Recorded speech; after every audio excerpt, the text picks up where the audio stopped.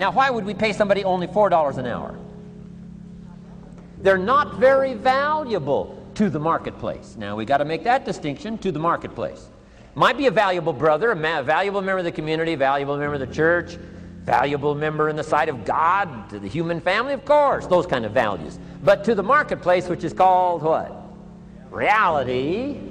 Reality is, if you're not very valuable, you don't get much money. Those are called the facts. I mean, that's how that is.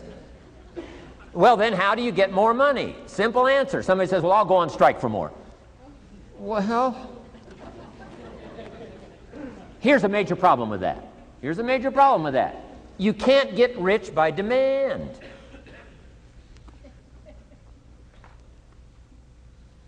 Somebody says, well, I'm waiting for a raise. I'm telling you, it's easier to climb than to wait for a raise. Why not just become more valuable rather than wait? I'm telling you, that's the key to all good things. Becoming more valuable. Why would we pay somebody $400 an hour? They've become more valuable to the marketplace. See how this works? I'm telling you, this stuff is so easy. This is America. This is a ladder. How far is it from 4 to 5? I'm telling you, it's not far. $4 to $5 an hour? If you work for McDonald's, haul out the trash, they'll pay you $5 an hour. If you whistle while you haul out the trash, they'll pay you $5 an hour. I'm telling you. You'll get an extra $1 just for a good attitude. Yay, McDonald's. Wear the hat. It's incredible. $5. And then you just keep becoming more valuable, more valuable, more valuable. I got a telephone call 5 years ago. Company said, we're ready to expand internationally. We need some help. I was sort of semi-retired. Right? Looking for the next exotic beach. They said, no, Mr. Rohn, we got a project for you. Right? Going to expand internationally. We could use your help. Next little while, we'll add some millions to your fortune, make it worth your while. I said, okay. I thought later, isn't that interesting that they called me? My second thought was, of course they'd call me. Who else would they call? I mean, you know, I can get the job done. Now, how come I got a telephone call worth millions? I had become valuable. Now, I'm a farm boy from Idaho. I was raised in obscurity. 1 year of college, and I thought I was thoroughly educated. Made all kinds of mistakes galore. At age 25, the creditors are calling me saying, hey, you told us the check was in the mail. I got pennies in my pocket. I got nothing in the bank. I'm behind on my promises. How come I get a telephone call 5 years ago and it's worth millions? I changed. I turned my life around.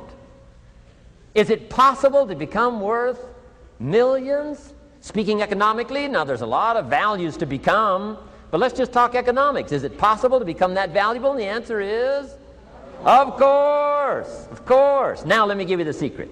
Shoaff said, here's the secret, Mr. Rohn. Learn to work harder on yourself than you do on your job. Once I got that, it turned my life around. Learn to work harder on yourself than you do on your job. Results. Every once in a while, you got to take a measure, see how you're doing with these three pieces: philosophy, attitude, activity. Now we take a measure called results. What is the results at the end of the day, the results at the end of the week? You can't let too much time go by without checking. When time goes by, 6 years I'd been out there working when I met my teacher, Mr. Shoaff.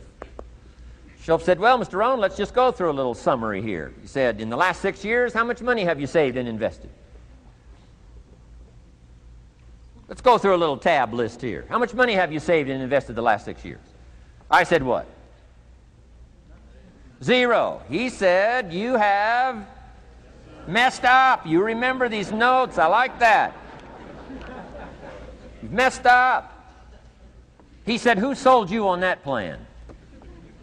I thought, my gosh, the man's right. I'm a nice guy. I bought the wrong plan.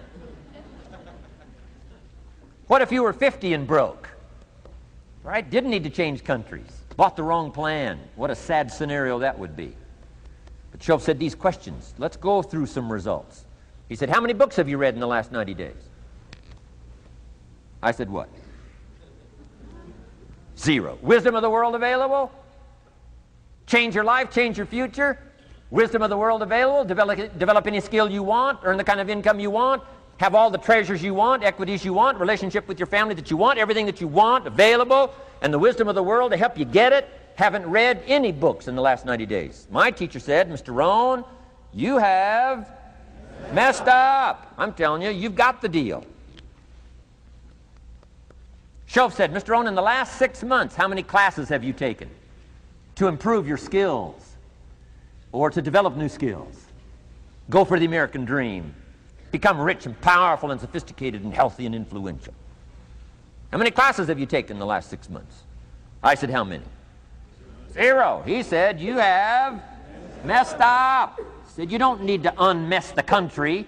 You don't need to straighten out the perplexed. You don't need to straighten out any of this stuff. All you've got to do is look within and let results teach you a great deal about your own activity, your own attitude, and your own philosophy. I went through that process. Take this phrase home. Results is the name of the game. What other game is there? Results. Here's all life asks us to do. Make measurable progress in reasonable time. Just take home that little phrase. Good phrase. We're asked in life simply to make measurable progress in reasonable time. We demand it of our children. How many years do you want your child to spend in 4th grade? Approximately. About 1. If it looks like they're not going to make it, we pour on the pressure, called legitimate pressure, lack of results. Peer pressure, family pressure, school pressure, community pressure.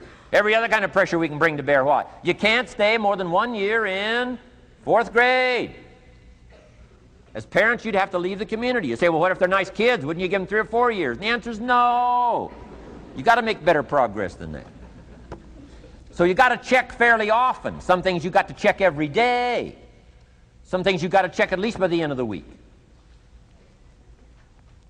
Salesman joins this little sales company. He's supposed to make 10 calls first week. Wouldn't it be legitimate to call him in on Friday and say, John, what? How many calls? I mean, this stuff is simple. John says, well. Say, John, well won't fit in this little box here. Well. Now John starts with a story. You say, John, I made this little box so small so a story won't fit. I don't need a story. I need what? A number. A number. What will a number tell me? Everything. John's supposed to make 10 calls. What if he made 20? You say, wow, wow, we got somebody. What if he only made 1 call? Whoa.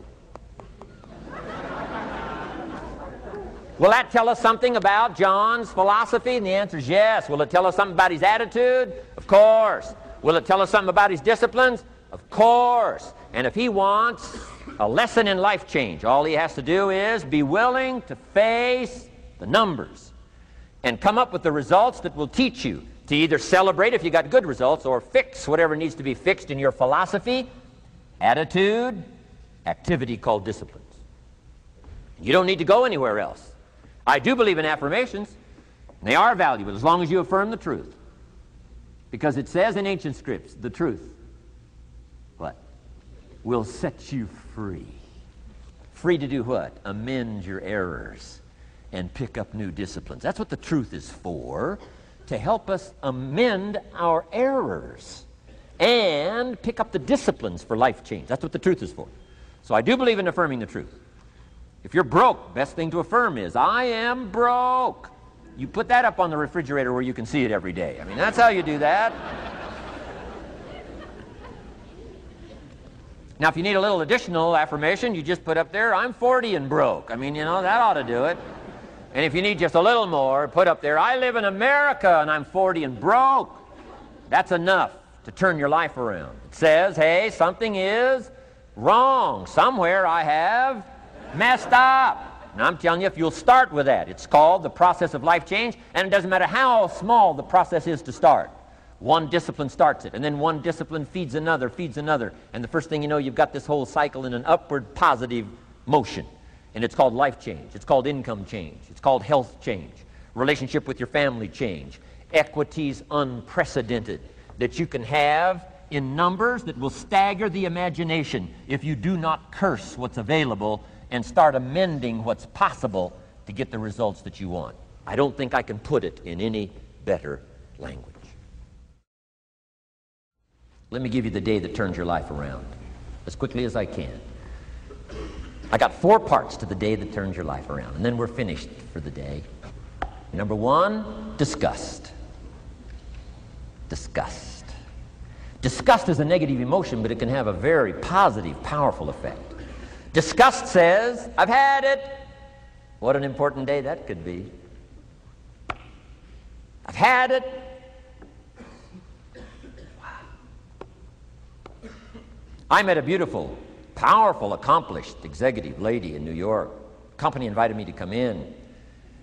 This lady was a vice president, extraordinary lady. I got to know her, and I found out her story. I said, how did you get here? Big income. And she never went to college, never went to university. I said, how did you get here? Executive, powerful, income. She said, well, let me tell you part of the scenario. She said, when I was a young mother a few years ago, she said, one day I asked my husband for $10. And he said, what for?